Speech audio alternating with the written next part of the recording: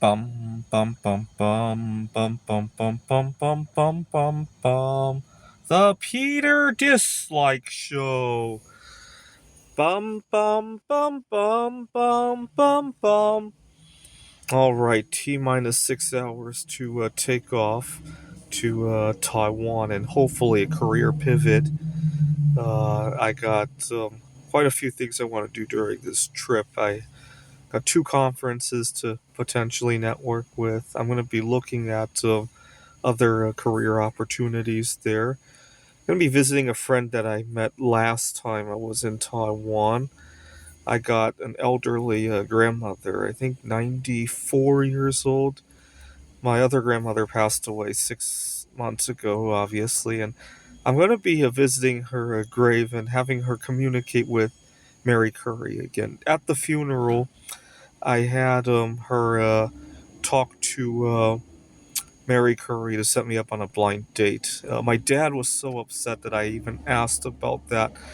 Since the funeral, that my ask has come to pass, and now my dad says that he doesn't remember that he was upset that I asked about that. So it's good. It's good. But unfortunately, has it gone well? Well, yes and no. I met a distant cousin of what I like to call Eve Curry because she's half Polish and she's working on literature, writing a novel, and also during this time I met quite a number of other people, including a close friend in Taiwan that I'm going to visit, and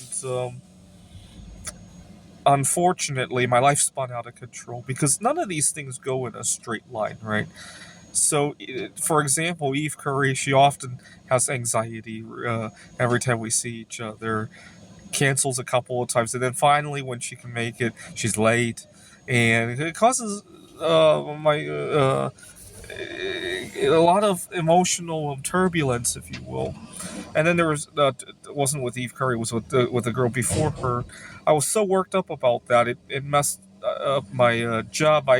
I forgot about, we have a performance review every year, right?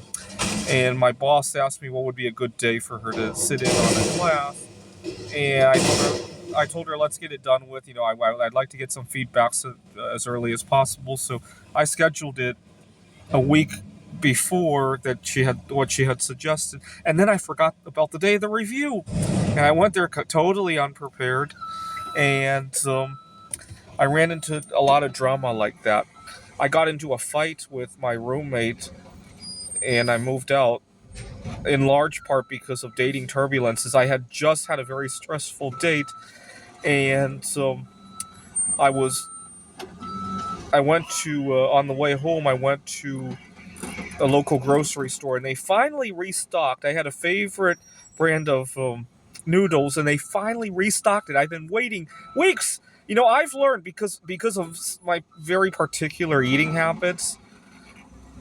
Some of the foods that I like, when I go to the store and I see 10 packages on the store shelves and I buy all of them, those could be the only 10 packages I have for a month or at least a few weeks until restocking day, right?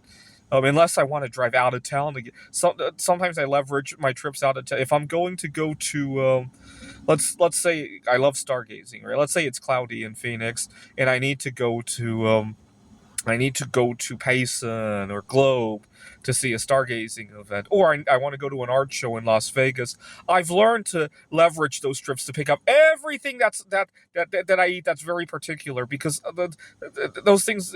As soon as I buy all of them, I gotta wait until whatever. Right? I hate to even say what it is because I feel embarrassed about it.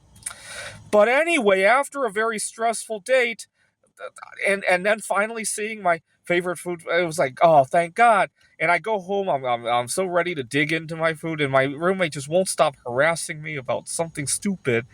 And in good ideal times, I would have spent time to talk to her, but I was so drained.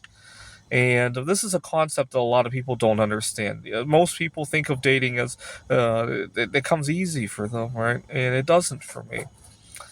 And and you mix that with my other disorder, my eating disorder. Oh my God, you mix that together, and then you don't give me space. That's a recipe to turn me into a nuclear bomb. It really is. It really is. But anyway, so the ask went a little bit too well. So this time when I go back, I'm gonna have my grandmother talk to Mary Curry and tell her to give me a Nobel Prize winning idea instead of these blind dates. They went very well, but it's time to change course a little bit. So and also I'm gonna ask my grandmother to see if she could also communicate with Eve Curry to have her give me some literature gifts as well. I suck at writing. You guys know that I've been working on Lego ideas and submitting builds for various things, but oftentimes my builds get kicked back because they aren't well documented, well written. Ditto with my publications on AI. A lot of times I can write the AI game, but the paper is a whole different story. And I just suck at persuading people in general. Not even when I'm writing stuff, but even with talking to my colleagues, right? For example, a lot of times, I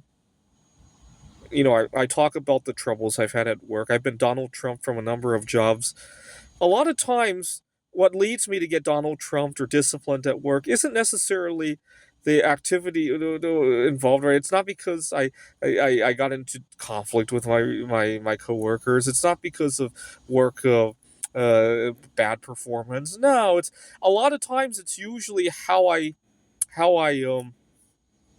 uh, uh, defend myself with those things, right? So, for example, at my last house I lived in, the owner of the place said that a lot of my roommates had complained about me for various things. The truth is, I wanted to complain about them too, right? That some of the things that they did were on par with what I was doing, right? So, for example, my one of my roommates was upset that I had what was it